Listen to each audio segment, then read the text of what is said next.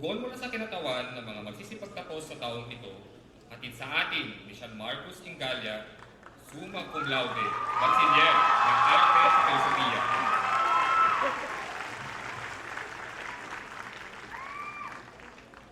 Sa ating panauhing pandangal, Reverend Father Flaviano Antonio Flavi L. Villanueva, Chancellor, Attorney Edgardo Carlo Vistan II, University Registrar, Dr. Rowena Quinto Bailon, ating kasalukuyang dekano, Dr. Ruth Lusterio Rico, sa mga dating dekano, Dr. Leslie E. Bauzon at Dr. Maria Cynthia Rose Banzon Bautista, mga kawiksing dekano, Dr. Mary Ann Bacolod, Dr. J. Crom Gadag at Mr. Raymond Arthur Abejo, sa mga opisyal at propesor ng kolehiyo, sa aking kapwa nagsisipagtapos, sa ating mga kasamang magulang, mahal sa buhay, panauhin at sa lahat pa ng nandito ngayon. Masigabo, mapagpalaya at marubdob na pagbati sa ating lahat. Sa mundo ng mga dapat, kasali natin ngayon dito sa pagtatapos ang kaibigan kong nakasama ko sa unang araw ng pagtapak ko sa UP bilang estudyante, si Alisa Alano, kapwa nating konsensya ng bayan na nasawi sa operasyon ng militar sa Negros nitong Abril. Sa mundo ng mga dapat, walang tumatawag sa kanya na corned beef, namamayagpag ang katotohanan hinggil sa kanyang sinapi, mayroong katarungan sa kanyang kinahihinatnan, at mapayapa ang kaluluwa niya at ang kanyang mga mahal sa buhay. Ngunit wala tayo sa mundo ng mga dapat. Mayroong malaking siwang na namamagitan sa mundong iyon at aktwal na daigdig. Sa aming disiplina sa filosofiya, tinatawag namin itong is-ought gap. Ang puwang sa pagitan ng kung ano ang nangyayari at kung ano ang dapat na umiiral. Sa ating pagtatapos ngayon at pagbagtas sa iba't ibang larangan sa hinaharap, hamon sa ating patuloy na sikaping itulay ang dalawa sa pamamagitan ng walang sawang pag-apuhap sa katotohanan na nagsisilbing gabay sa paniningil ng katarungan. Silang pundasyon para sa ganap na pagsibol ng pangmatagalang kapayapaan. Katotohanan, hinggil sa mga tao at kanilang mga kinabibilangang institusyon, istruktura at ugnayan ang pangunahing tuon natin sa kolehiyo ng Agham Panlipunan at Filosofiya. Sa aming disiplina, ang pinakatanyag na unang aral ay pumapatungkol na kaagad sa katotohanan sa forma ng alegorya ng Jung. Nakakadena ang mga tao sa loob ng kuweba mula pa pagkabata. Nakaharap lamang sa pader. Ang mga anino ng mga bagay na nagagawi sa kanilang likod ang tanging katotohanang kinikilala nila.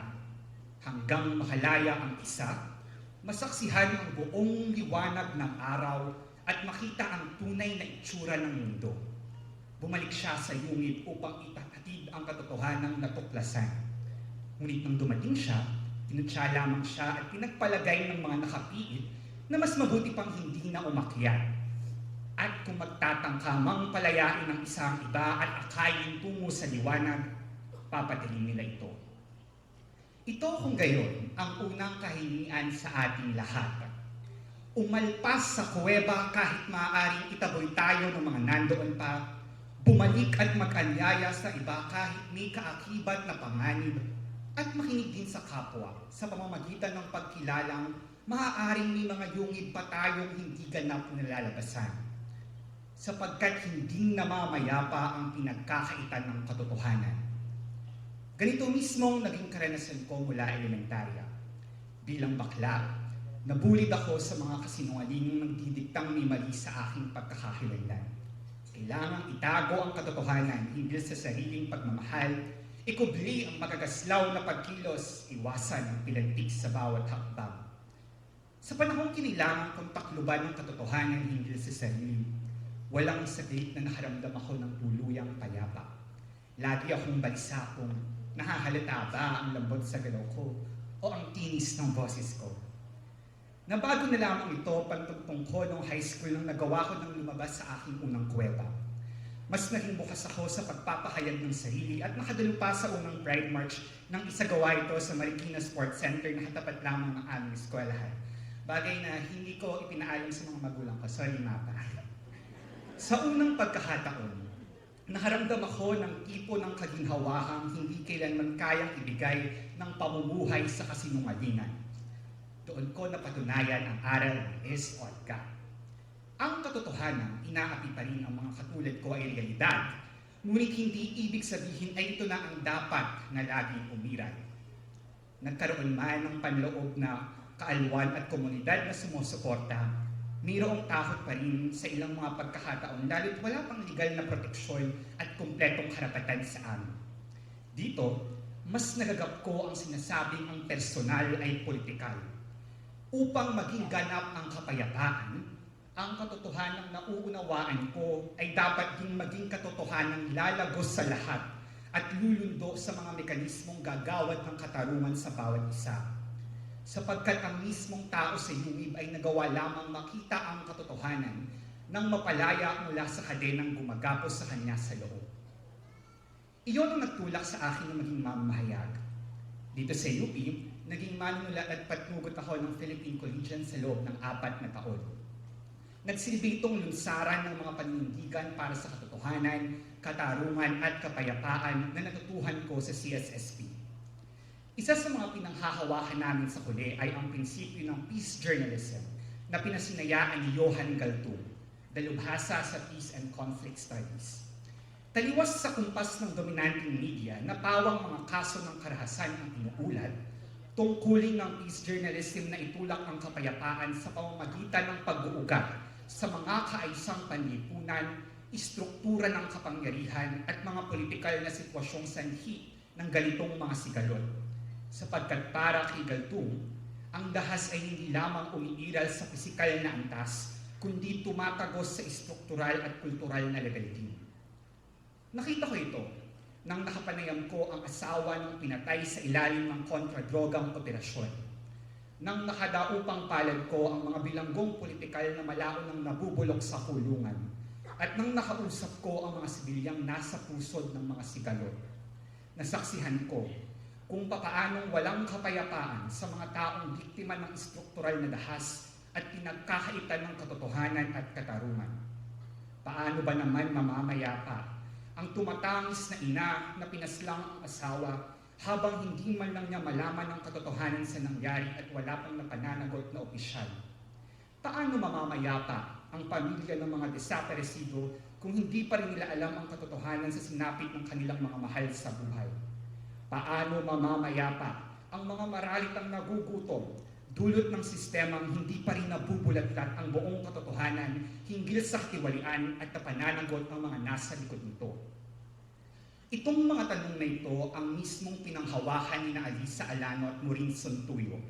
Silang mga nagpakita sa atin kung ano ang kahulugan ng paglabas ng buo sa yungib ng kasinungalingan at pagsulyap lampas sa anino ng panlilinlang.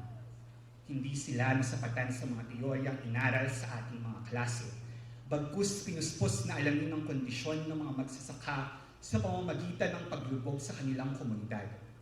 Ito ang kinilala mismo ng administrasyon ng UP. Hindi nalilimitahan sa mga silid ang ating pagkatuto. Ganito rin sa ating pagtatapos ngayon. Hindi dito titigil ang ating pagkatuto at pagkilos. Bilang mga estudyante ng CAP, tinatawag tayong konsensya ng bayan.